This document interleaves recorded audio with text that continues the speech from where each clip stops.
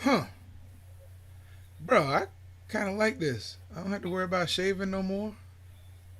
My head stays Yeah, smooth. My beard yeah, stays yeah. cropped. This is It's nice. definitely yeah, it's definitely a good look for you, man. I think the wife probably will like that on you, man.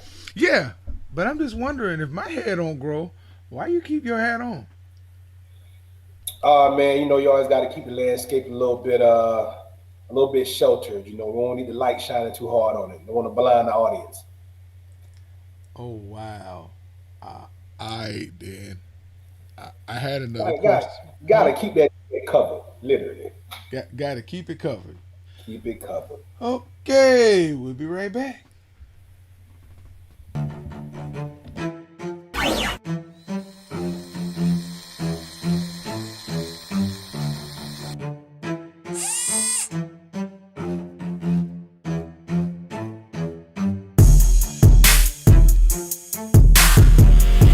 Ladies and gentlemen, batten down the hatches.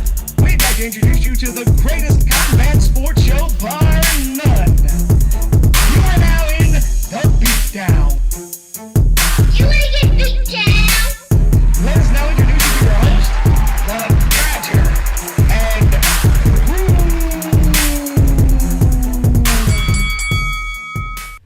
Boom, boom, boom, boom, boom. Oh my bad.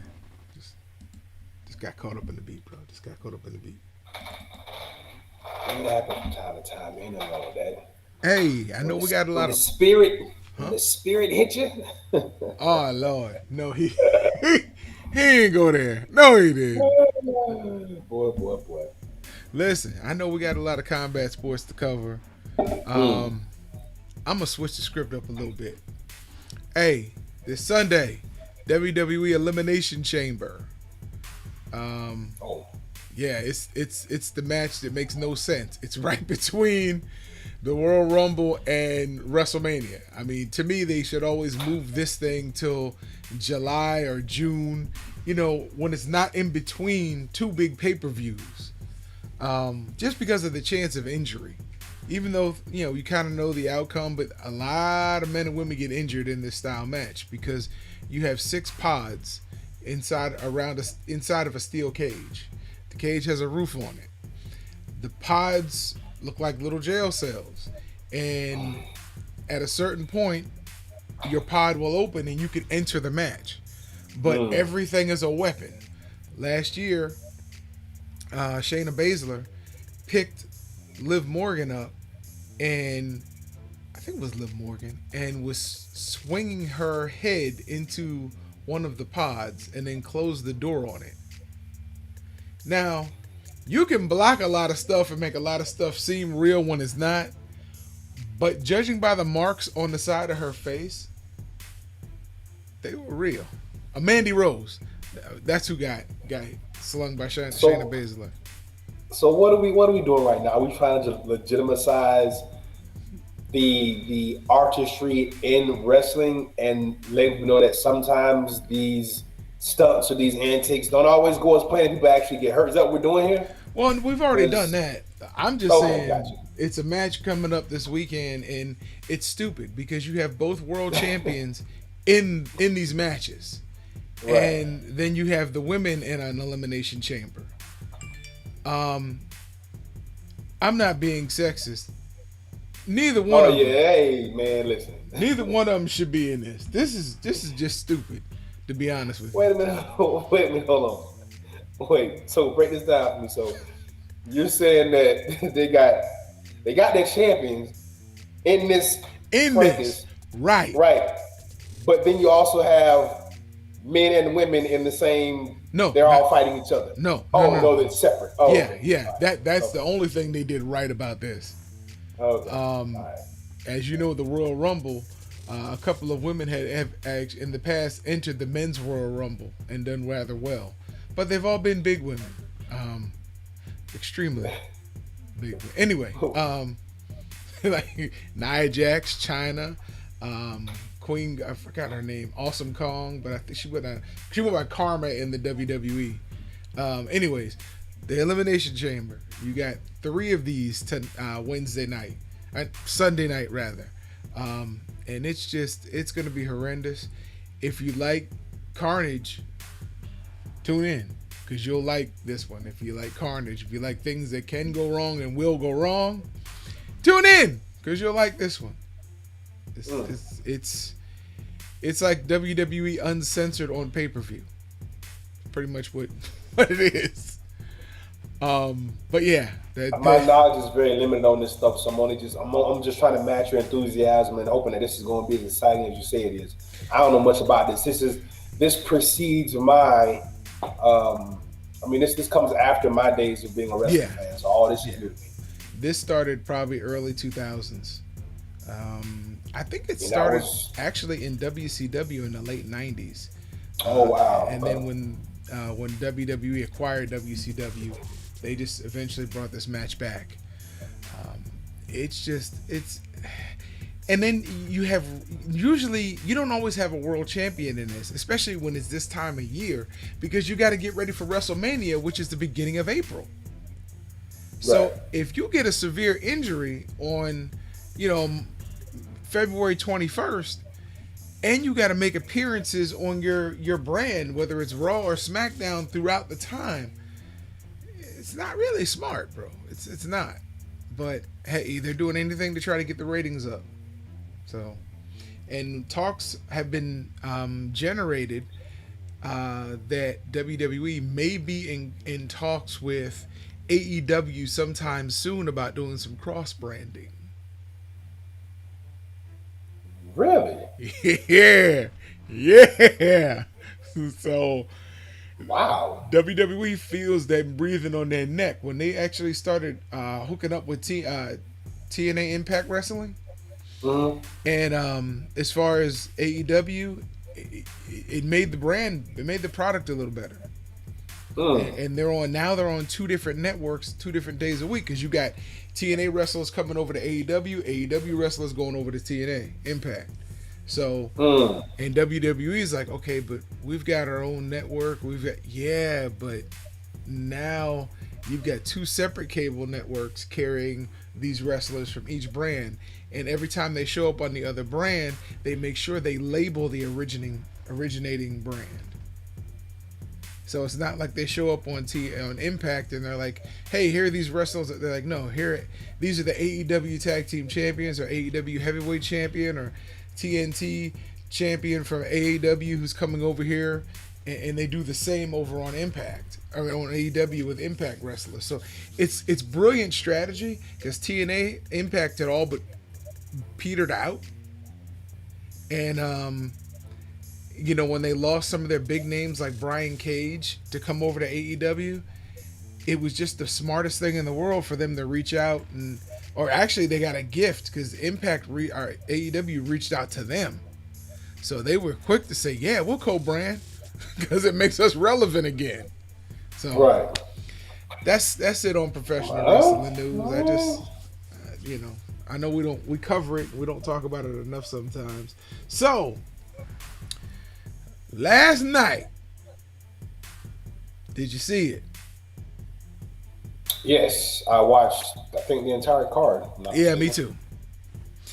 I love the first bout because I love Pork Chop. I love his nickname. You got a Mexican guy named Pork Chop. It's It's like the Japanese lady we used to work with named Pork Chop. Wow. Forgot about that, didn't you? Wow, and I just saw her face. I hope she's doing well. Listen, yeah, me too. Anytime you get a dude named Porky or Pork Chop in the ring, bro, he usually can fight. That's the funny part. Like, and he usually looks like him. Like, he just kind of got up and was like, yeah, I'll fight. It's like, what? And then he get in the ring and just be like, damn, I don't know if he did no running. He ain't do no push-up. I don't know if he did anything. But he knew how to fight. He taught the young man some lessons, man. That was a very good fight, man. I thought that Moreno had some opportunities there, but was the last name Moreno? Man, I just make that up. I think you made it up, bro. Marrero. What was his name? His last name. All I can remember is Pork Chop. Medina. What's a good? Oh man, I'm so bad. Figueroa. Anyway, Figueroa was Pork Chop. So Medina was the other guy. Yeah, I think so. Okay, because one had on red trunks and the winner had on the blue trunks. Either Right. way, The forgive one me, on red but was pork chop. The other one okay, just outboxed him. yeah. Great fight. And look, you saw an older guy teach a younger guy a bunch of new tricks. He should have learned a lot from last night. Yeah. Good fight, man. I thought the interesting thing about that particular fight was I didn't think that as much as they was letting those punches fly, I thought that maybe somebody may have gotten buzzed maybe once or twice in the entire fight. It was just a Right. firefight. It just was. You get those little guys in there, man. Sometimes it go the distance. You know, it be like that. But Yeah. very entertaining fight. Very entertaining fight. Listen, and then the middle bout, the middle card, you had your boy from Ghana, Yes. who fights out of Tennessee now, and it was interesting that who was the announcer? He gets on my nerves. Steve Farhad. Okay, Farhad. I think it was him that mentioned that the last fighter he fought, Roy, I can't remember his last name, from Tennessee also, died a week ago from the injury suffered in their fight. What? Yeah, if you go back and watch that, bro, he mentioned that. Wow, I totally missed that. Yeah, after they introduced him, as he was getting ready to fight. Oh, Yeah. okay. See, I stepped out. I came back. I think I came back in like round 2 or something, like very early in the fight, but I missed the introduction. So I okay. was like, man, why would you say that? I mean, it has nothing to do with this fight. It's something that you would say maybe as you're talking about the fight in the build-up. I mean, It just threw me when he said it, bro. I was just like, wow. Because you didn't take the time to really, I mean, you did say, no, I don't think they took the time to send condolences to the family or anything. It was just a fact, like a boxing fact. yeah, that doesn't sound very tasteful. And if it happened, I certainly missed it. So wow. So, but yeah, that was I mean, man, I cannot remember. Akembo. Oh yeah. Agbeko. Agbeko or something like that. Akebeko, yes. He had a lot of movement and way too much movement for the young man he was fighting. And it was a theme for the night. Shishkin. Right. Shishkin has a jab. Shishkin didn't throw much more than that jab until the last round. Right. But that jab was enough. Even though his eye was flooding, that jab was enough. And just the sheer, what you saw from Shishkin in the fight, he just looked like he was busier. And yeah. He was throwing with more. Yeah, go ahead.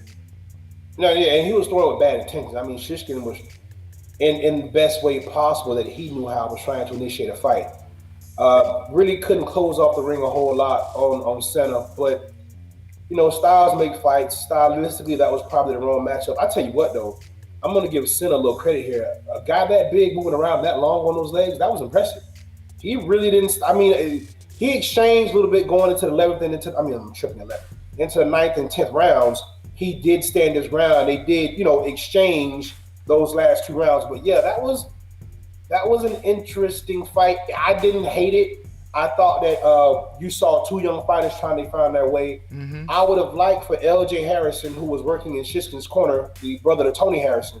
Mm-hmm. I would have liked LJ to tell him early to just let his hands go. Yes. Because throwing one punch at a time was just, because he wasn't able to cut the ring off, it wasn't going to bode well for him trying to do that. So, right.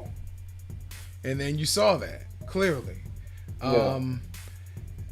And even working with the cut man did an excellent job on that cut. Yeah, he did. But, because that was in a bad place. And here's the interesting thing: Abeko stood up between every round, as much as he was running and moving.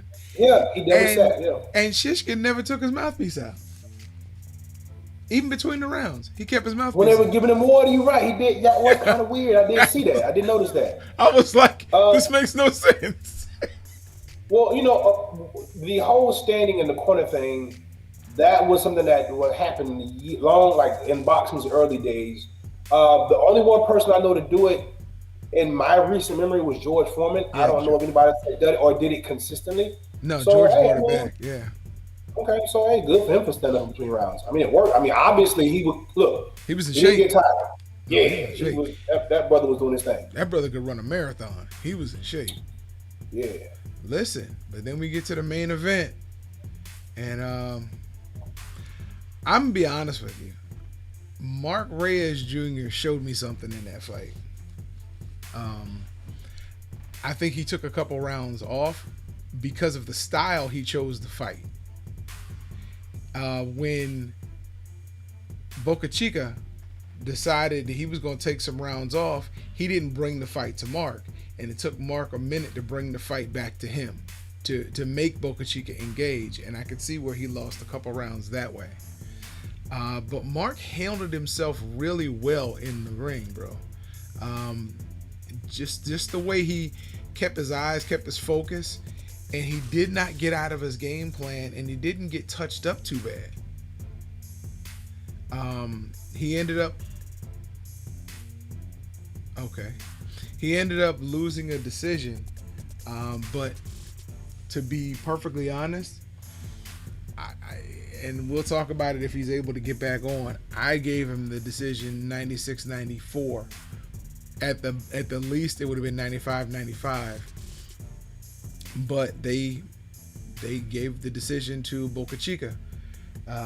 So one guy's had to go, and it was Boca Chica's that left. And it was interesting. It was interesting because I was really, really, I liked the way Mark Reyes showed up in that fight. He took a couple rounds where he didn't initiate. He was waiting for Boca Chica to initiate, and when Boca Chica didn't initiate, it made it look like Mark really wasn't, fighting.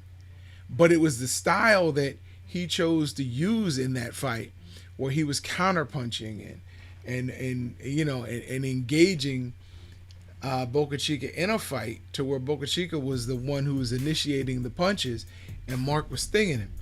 But he needed to work that jab. He needed to keep that jab working, so it didn't look like he was not initiating anything, and he didn't do it for a couple of those rounds. And I think those were the rounds that the judges chose to give Boca Chica those rounds, and maybe one or two afterwards, when Mark really was winning those rounds. But shout out to both of them, man, because it was a very entertaining fight on Showtime last night. They're welterweights, and both of them neither one has gone 10 rounds. So for them both to go to distance last night and look good doing it, and they usually finish their guys off in the first, second round. Both of them have amazing high knockout percentages in the first round and in the second round. So for Mark Reyes Jr. and Janelson Figueroa Boca Chica, they put on a wonderful welterweight fight in the main event, and it was just a good fight. And I was just saying, neither one of them had gone 10 rounds before. So they put on a wonderful fight, and Janelson Figueroa Boca Chica, they gave him the decision. Honestly, bro, I was telling the audience, I had Mark up 96-94 or maybe 95-95 draw. I agree with one of the judges. But I do think his downfall was because he was counterpunching the whole fight. If he had just initiated with his jab more in like rounds 6 and 7 or 7 and 8, I don't think he would have lost those rounds on the judges' scorecard, because he was really waiting. It looked like he was tired, and he wasn't.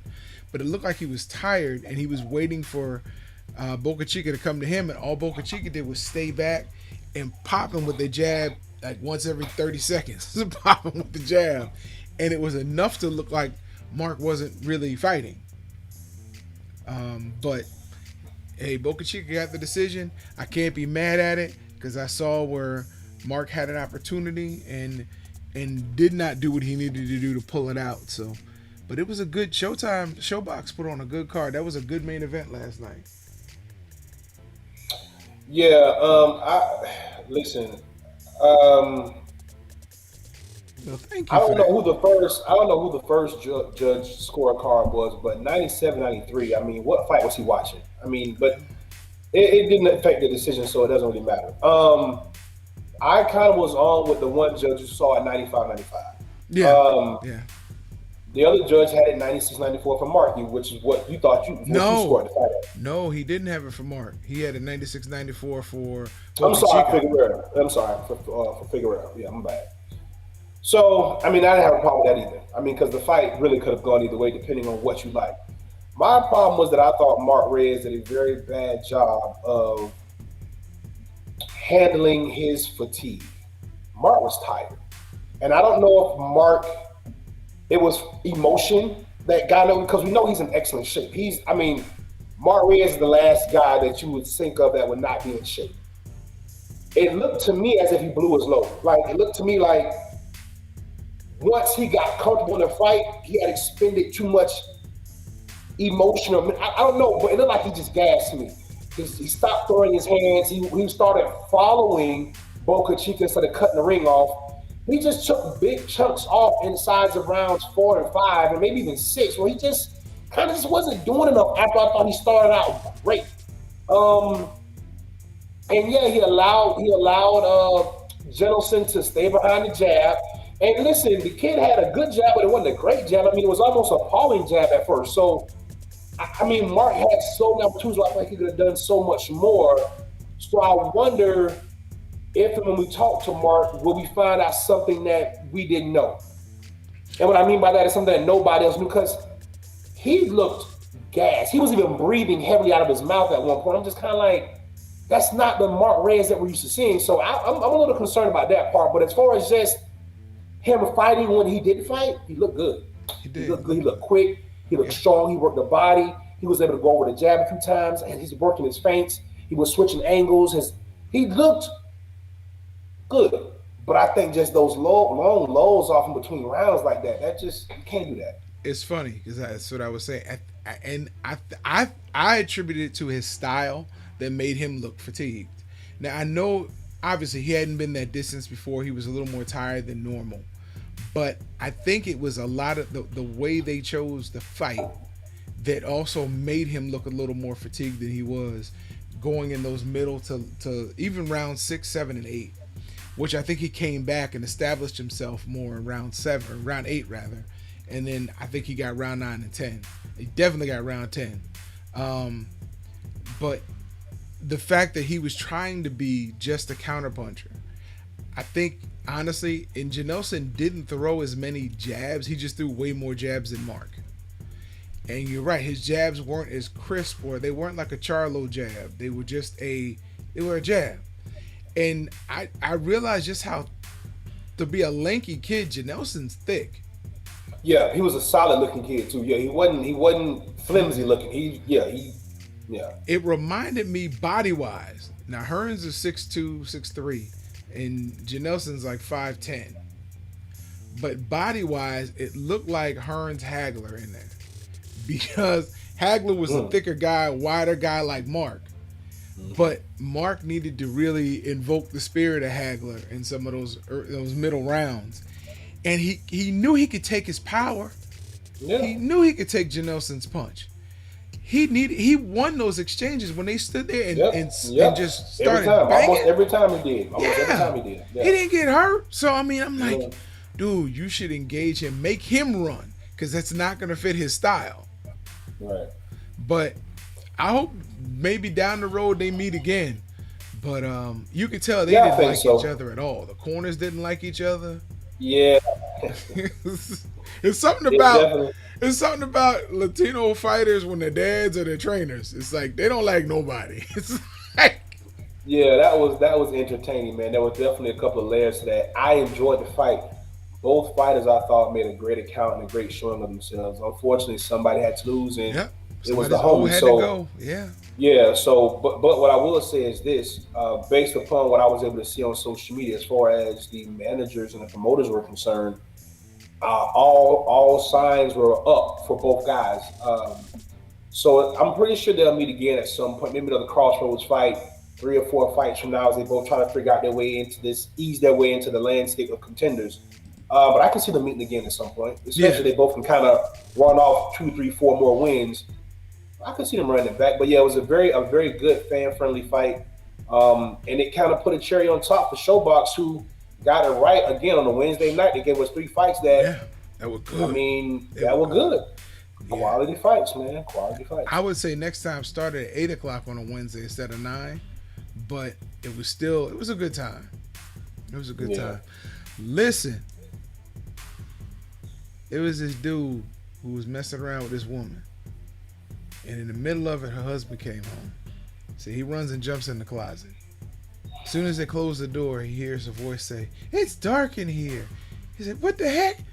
He takes his phone out, flashes the light, and it's this little boy. He says, "I got a baseball. You want to buy a baseball for $50?" And the man says, "I ain't gonna pay no $50 for a baseball." He says, "Well, I'll just go out and tell my daddy you're in here." He says, "Here, take the $50. Give me the baseball." So the next day, he and the wife try it again. Dad comes home again unexpected. So he jumps in the closet. He hears again, "It's dark in here." He's like, "Oh, not this again." He said, "I got a glove." He said, "I can sell you my glove for $50. He said, "I ain't gonna pay you $50 for a glove." He goes, "Well, I'll just go outside and tell my dad you're in here. Here, take the $50. Give me the glove." So that evening, when his dad was finished with dinner, he says, "Son, you want to go outside and play some catch?"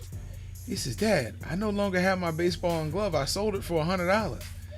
He says, "That ball wasn't worth near that." He says, "Look, I'm taking you to church. You're gonna go in and you're gonna confess your sins." So the little boy gets out of the car, goes into the church, goes in the confessional, closes the door. The little slit opens. The little boy says, "It sure is dark in here." And the priest says, "You in my house now, son." Yeah, bro. Yeah, I yeah, like yeah. that. I mean, it was tasteful. I mean, you've definitely done worse. So yeah, I'm okay with that, bro. I like that Wow, one. bro. Ain't bad. Wow, bro. That kind of hurt. I've Way to done bring it worse. right into the cathedral. Just slide right on in. Best place for it sometimes. I wonder how many times priests say that. Just let it slide on in. Well, anyway, listen. Oh my Man, we gosh! got a UFC card coming up. We got a top ranked fight coming up this weekend. Where you want to get started, bro? We can kind of just go wherever you want with this.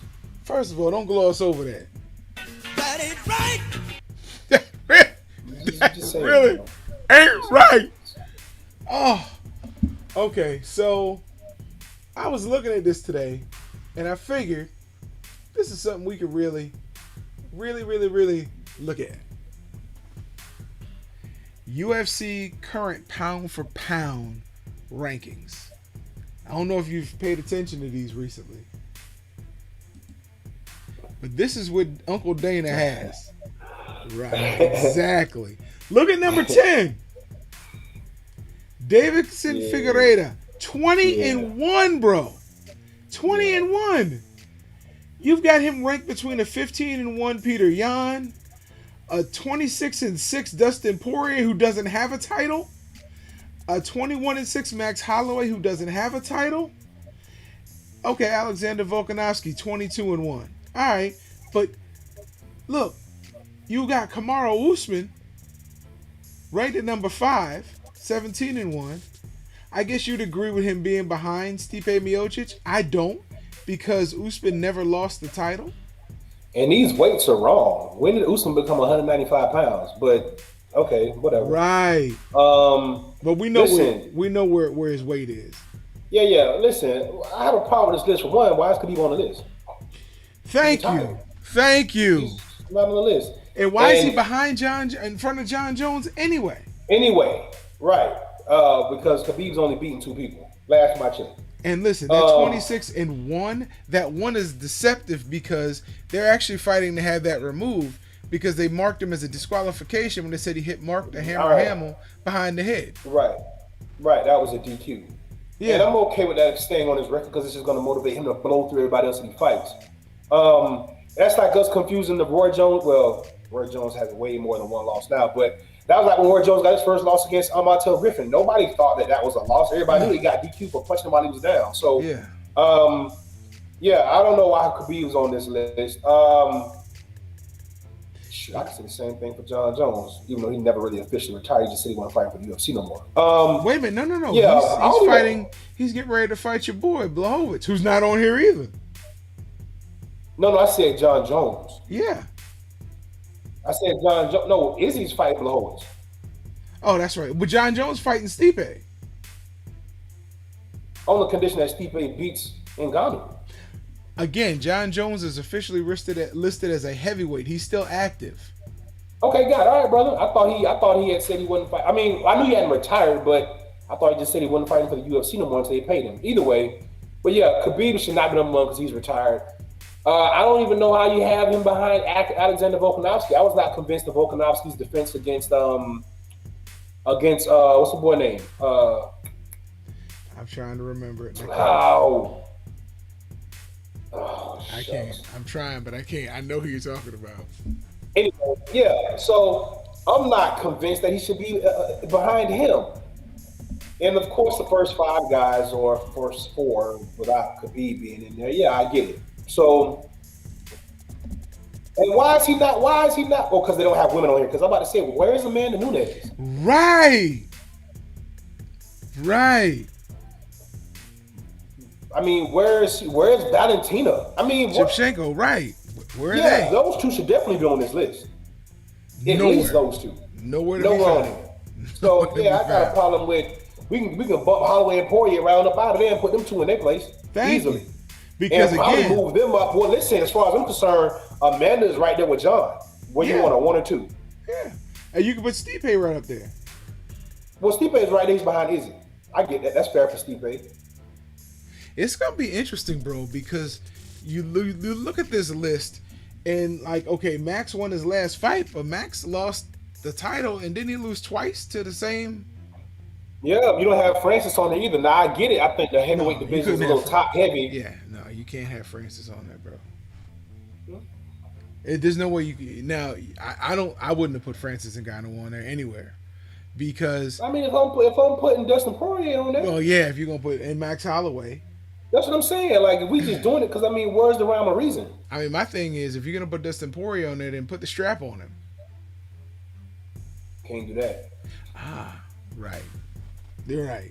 So it's just, to me, I just thought it was funny when I'm looking at this. I'm like, wow, this is hilarious. This whole list was kind of hilarious, but Yeah. it's how Dana did it. So, you know, what do you know? What do you know?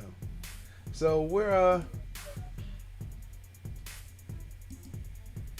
just food for thought before we started really talking about this weekend's UFC. And we can't forget Berchelt fights this weekend. Yeah, I said that. We got UFC, we got top ranked fights coming up. Yeah, most definitely. Yesterday we were talking a little bit, and we saw there was or maybe this wasn't yesterday, maybe it was Tuesday, the size discrepancy between Curtis Blades and the Black Beast, Derek Lewis, bro. Have you looked back into this? Is this accurate? And you know what's funny? I saw Blades on it wasn't Ariel, but it was one of those other podcasts.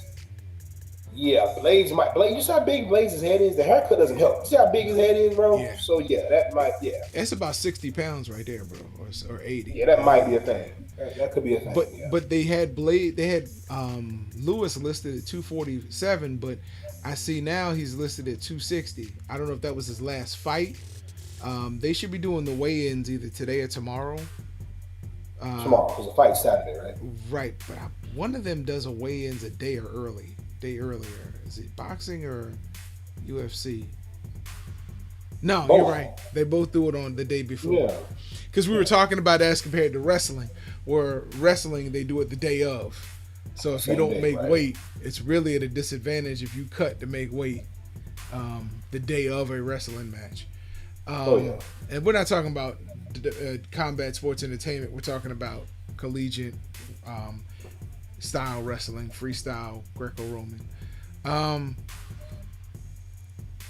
It's interesting because Reyes had to make weight twice to make the weight limit for his fight last night. He had to come back and do a second weigh-in.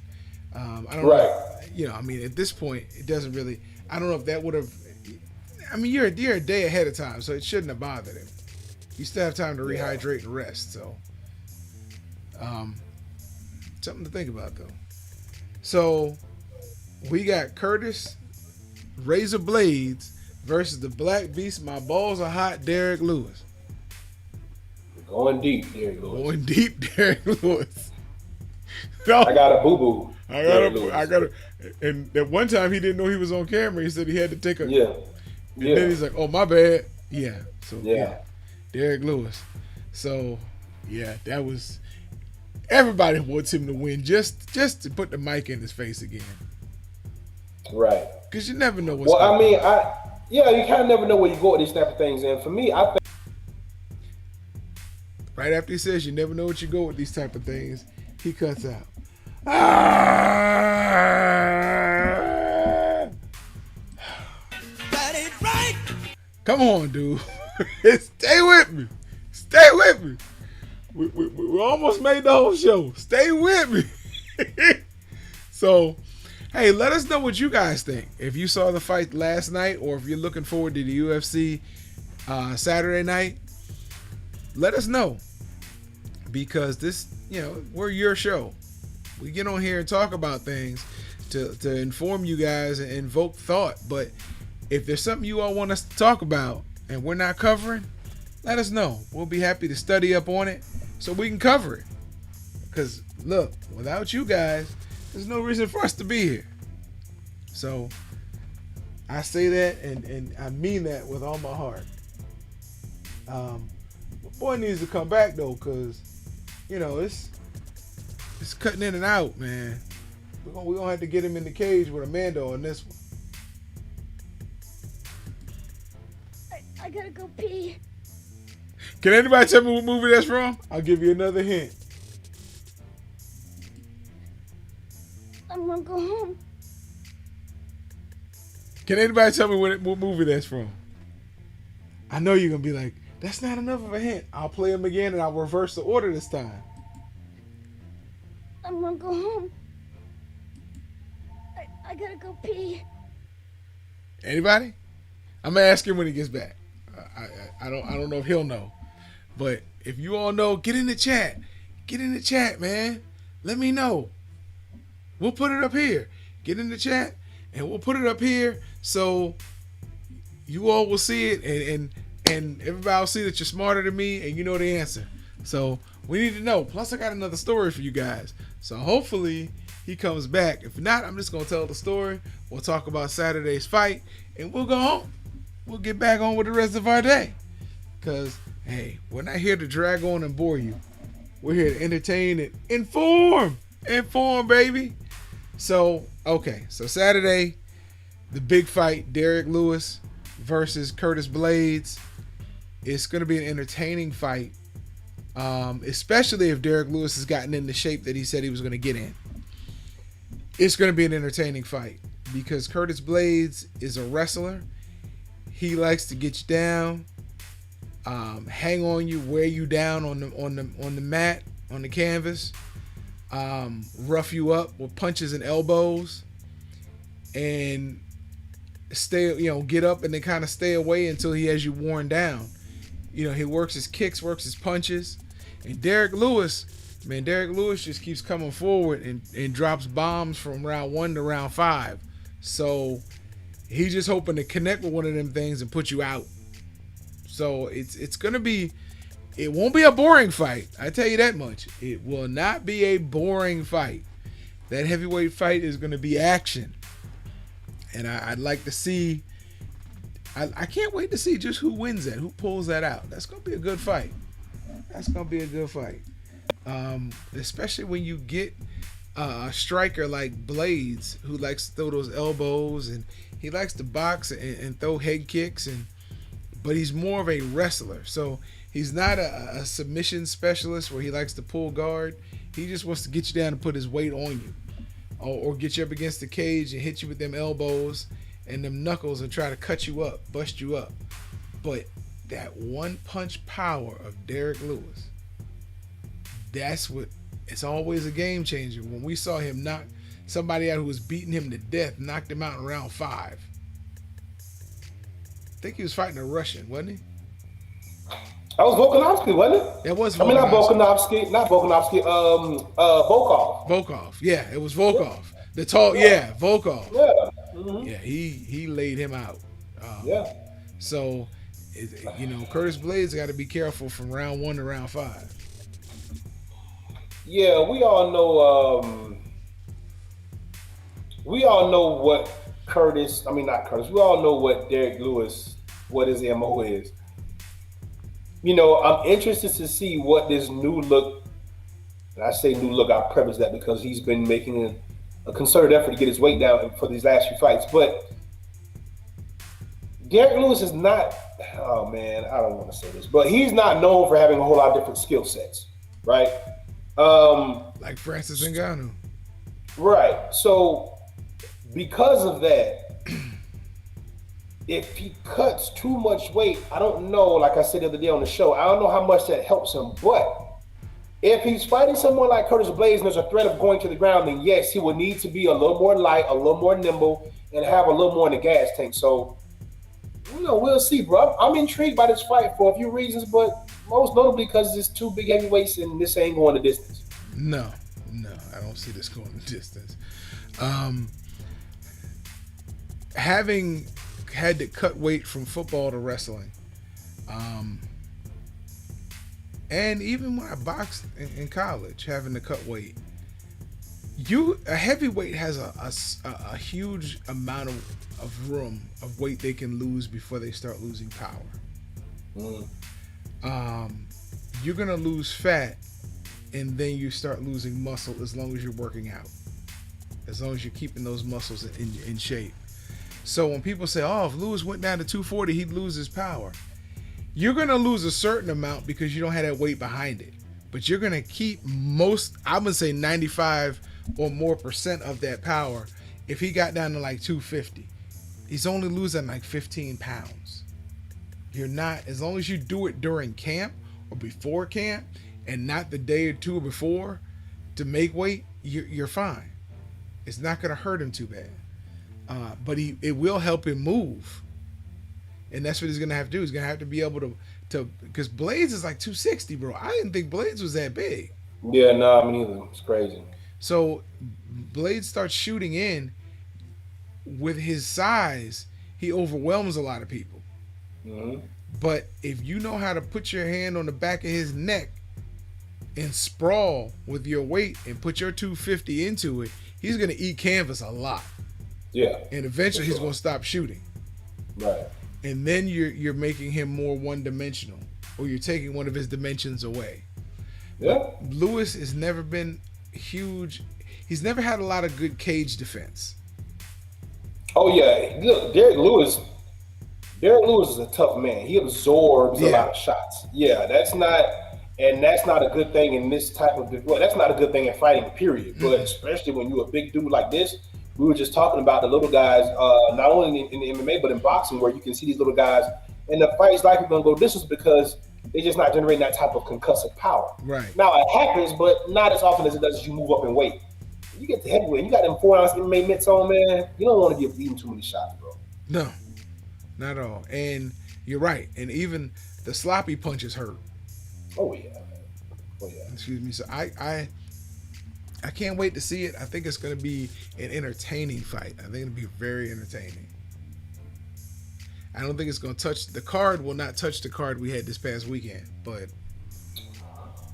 Oh no, but listen, never say never, bro. They ain't the managers to do these things, and it's the theater of the unknown, right? I agree with you though. That's a pretty high bar that was set, especially for what was on the line. But hey, man, if we get a couple of good fights out there, I'm okay with that because you're gonna get a hell of a card on ESPN, Top Rank Boxing though. yeah, it's good. Hey, you want to go ahead and get into that? Yeah, man, Mexico versus Mexico, Valdez or Burchell against Valdez. Man, this is gonna be a war. This is gonna be look. If you're a casual, okay, you don't want to have to try to figure out a whole lot. Watch this fight. Yeah. Now, I'm not saying that as a jab, right? As if neither one of these guys have skill, because they do. Because you don't make it this far in this game at this level without having skill. But what they have more than skill is Mexican blood running through their veins. Don't know if there's any real legitimate bad blood here, but I know there's been like a rivalry brewing on both ends. This is gonna be a good one, bro. Listen, there's no reverse gear. So it's I hate to say, be stereotypical, but in boxing usually you can. Yeah. It's gonna be good, man. It's gonna be good. They're gonna be arm weary at the end of the fight. I do have a question for you though. What are the odds of the winner of this fight fighting Javante Davis? High, very high. You think so? So you see Top Rank doing business with PBC? Yeah, I think so. Because who else are they gonna fight? Ryan's not trying to fight anybody, and I don't think Ryan's at that weight class, is he? No, Ryan's above. I think these guys are they 130 or 126?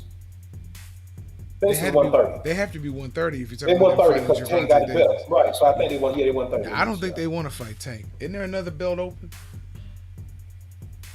That I am not sure, bro. Because Tank didn't clean out the division.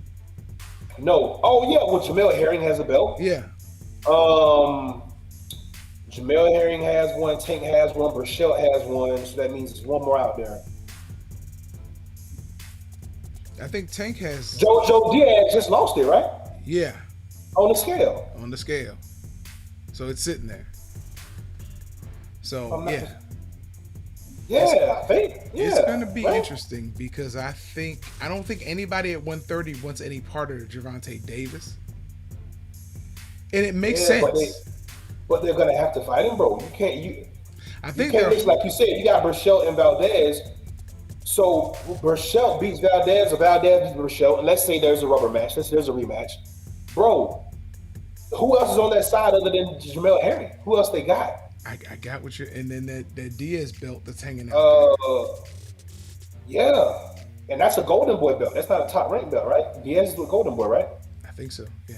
The zone, he's not with Top Rank. So it's going to be interesting because I think they were hoping that Gervonta just came down to win it and he'd go back up. But, that's going to be interesting. Only reason I see one of them beating Tank is if he loses the belt on the scales. I don't see anybody at 130 beating Tank. Now, I don't know if Tank is trying to go down and clean out that division or not, as well as clean out the division at 135. But it looks good on your resume, and he's young enough, but is that what he really wants to do? Shout out to Nacho Bangers in Baltimore. Street kid that turned a Mexican food, a black kid who turned Mexican food into his way out of a life of crime. And he's giving back by helping other kids get out of it as well by making and selling food, quality food on the streets of Baltimore. Shout out to Nacho Bangers. Bro, I saw something interesting the other day. The DC Chili restaurant. What's the name of that restaurant in DC that serves chili? Been around for a long time. Oh, man. Somebody just made a post about it. They were talking about it on one of those platforms. But yeah, they've been around forever. Famous chili. Dang. Yeah. I was going to ask you about it, but it's in DC. I was like, I wonder if bro have ate that before. Yeah, it's one of those places where, even the senators and Congress people from different persuasions go there and eat. Okay. It's just that it's that well known and that good of food. But I shout out this kid because I think on Instagram his name is Dinzy Killa, DinZykilla. A lot of people in the community reached out to this kid, and at 16, he made a real serious life change. And I'm talking about people who usually write kids off like this, but he's got a really intriguing story. And I can't wait to go back home to visit so I could taste his food for myself. But I know family and friends who have, who eat there consistently. So I like anybody who has a story like that, man, who could turn it around and do the right thing. Even if you don't know how to matriculate your way through the system, you use street smarts and use common sense, and you made it happen. So shout out to you. I'm proud of him. I've never met him personally, but I've been hearing a lot about him, and I've been looking at the stories, and it's a good thing. It's a good thing. So Okay.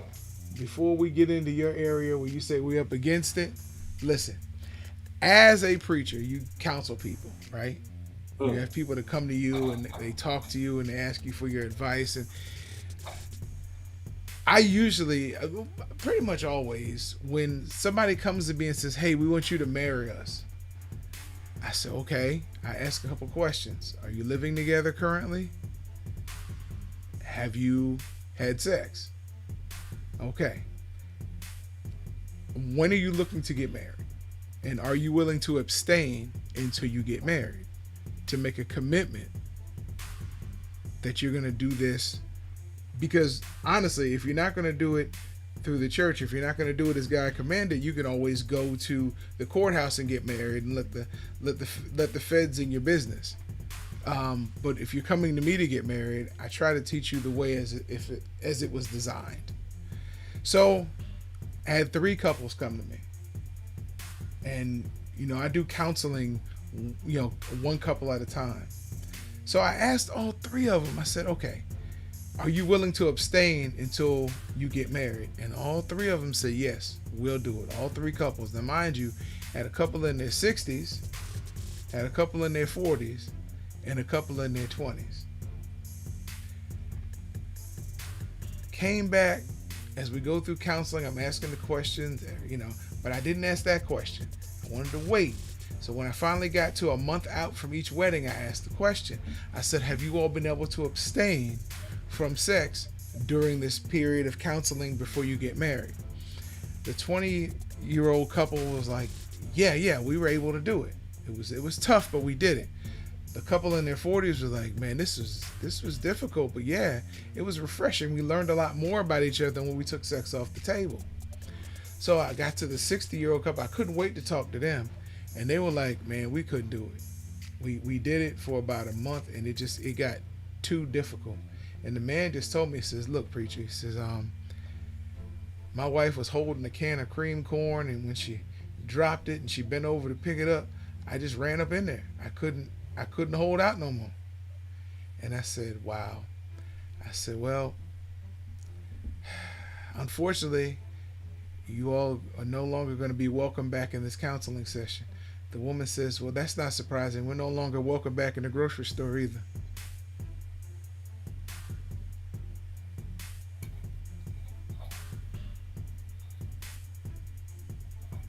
So I had some cream of corn. I'm probably gonna throw it away. I'm just gonna get rid of all As long as the it's stuff still in that the I can got. and it's sealed, you're good. Come on, just think I want to get rid of it now. I don't think I need it anymore. I'm good. I'm good. Now we up against it, bro. So thanks to you, bro. It's been a good show, man. It's been a good Yeah. show, man. Got some good therapy in, man. Can't complain. Got some great fights coming up this weekend, man. Everybody tune in and enjoy those. It's going to be, I'm telling you, I'm serious. If you guys take the time to watch these fights, you will not be upset at all, especially that top ranked card. And then if you can tune into the UFC card on ESPN Plus, I think the undercard is going to be ESPN because the top rank comes on the 10, if I'm not mistaken, on Saturday. Probably um, right after the undercard, if I'm not mistaken. It's Yeah, gonna for be good. sure. It's gonna be good, Yep.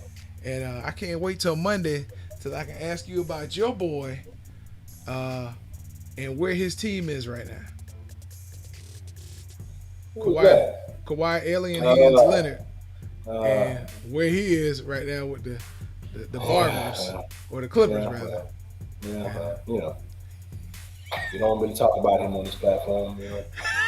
That's the reason for that, I guess. Yeah. We ain't got to talk about it. We ain't got to talk about it at all. And the fact that my boy Lamar Jackson has been completely written off the NFL quarterback map. Man, they just hate us. We ain't worried about that. We know what the truth is, and they Yeah, do too. yeah, they do too. Where's the Super Bowl next year? Do you know? Los Angeles. That's right. So when does it go to Vegas? That's the one I'm I looking think the at. year after.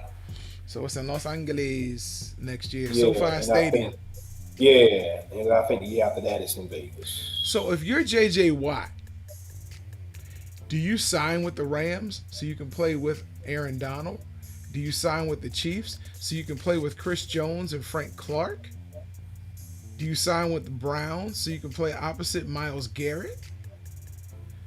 Do you sign with the Steelers so you can play with your brothers? Or do you sign with the Ravens? I think if you're Jay, well, you definitely can't go to Pittsburgh because you're not going to take food out your brother's mouth. That's his team, that's his franchise. They'll have to pay him first. I don't think that's a good choice. Um, and JJ Watt's only 31 years old, so That's it? he's not. Yeah, he's not. I thought he was like 35. No, he's not completely done. He's not who he used to be, but he can still be a quality player. The best thing for JJ Watt is to go to a team where he can be an interchangeable cog, where he doesn't have to be the anchor to Every a down defensive player. line. Yeah. So any of those teams that you named, from the Browns to the Rams to the Chiefs, will be good fits because he won't be the focal point. He can come in and just kind of do his own thing.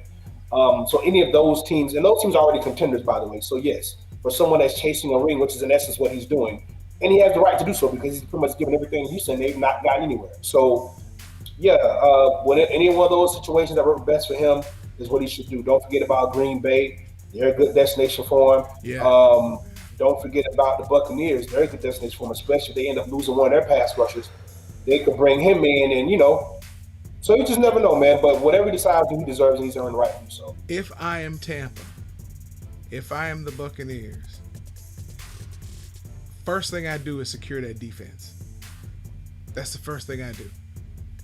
Now I know you got to bring Chris Godwin back. You got Evans. They're talking about re-signing Gronk. Look, you got to secure that defense because that defense is what got you there. So, I if I'm JJ Watt, I don't know. Is he fast enough to play on that defense still? That's a fast defense, bro. I'm just blurting out teams, bro. I didn't really take into account schematics, but you get what I'm saying, though. Any Yeah. team where you can just come in and be a guy and not Yeah. the guy is what works for him at this point. Yeah. I like Chris Jones, man. That boy showed me something all last year. I was wondering why they paid him all that money. I hadn't paid Oh, man, he's attention been to a him. dog. He's been a dog. Even last year, like I saw, Frank Clark made more noise. That's because Chris Jones. And these guys are taking up all not the double huge, teams. man. Like, Aaron Donald's like 280. I think Chris Jones is under 300. But they're playing nose well, tackle. As time you check, yeah, the game's different, bro. The game's a little bit faster now, so yeah, you're not gonna get the Tony Saragusas and Gilbert the Brown. Sam Jones, the Sam Adams. You're not gonna get those guys anymore. I mean, you may have a couple here and there, but they're not getting those guys. Gilbert Brown, like Calais Campbell, huge. And can move. Very nimble, very nimble though. I didn't Much mean more athletic than those other guys. I didn't mean to bring him up, dog. I know. I'm sorry. It's okay. He plays for y'all now, so it's good for you. It's cool. We appreciate it. We do. Thank you. No problem. Thank you, There's Doug only one. Marone. There's only one. There's only one. Yes, So yes. we're all in the same boat. So shout out. I like how you put that. I'm gonna make you feel bad since I feel horrible. Shout out to my mom, Samantha Clark Jones, for commenting. Shout out to All Fighters Share Nation, my wife, my daughter, my pops, my Anita Brown, Audrey Yarbray. Shout out to all of y'all who have been tuning in, Mr. Arlene. Listen, we appreciate everybody who tunes in, even if you don't comment. But also hit us up. Let us know what you want to see. Let us know what we're not talking about that you think we should cover. As long as it's combat sports. And sometimes curling can be a combat sport if they've been drinking. So, let us know. We're here for you all. Even though this man thinks it's all about him. Bro, I forgot to tell you. You know I was working on Penalty Talks podcast last night, right? The Running Gun podcast. They have jumped in and started helping advertise for your auction. So, just want to let you know that they had a picture of you and they're advertising for your auction. I ain't nothing to do with that. Also, Also, they're trying to help build the groundswell to see if we can get Amanda Nunes to answer your challenge. So they brought those two things out last night. Shocked me. I was like, wow, okay, because I'm just behind the scenes on that one.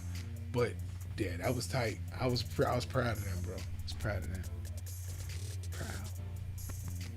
Very So, Fighters Nation, we appreciate everybody tuning in with us today. We'll catch y'all Sunday on our More Refined show. Make sure y'all tap in and catch all the fights that's going to happen on Saturday, so we'll have something to celebrate and fellowship about on Sunday. In the meantime, spread the love. It's crazy out there. Stay warm, Texas. We'll see y'all on Sunday. Fighters Nation, we out here.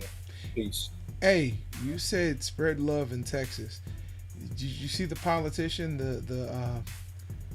the mayor of, I think it was Oakland, Texas, is the one that told the citizens, fend for yourselves. Stop whining and asking the government to help you out when you don't have any heat. Figure it out. Not surprised, it's Texas. We'll see y'all Sunday, people. Peace.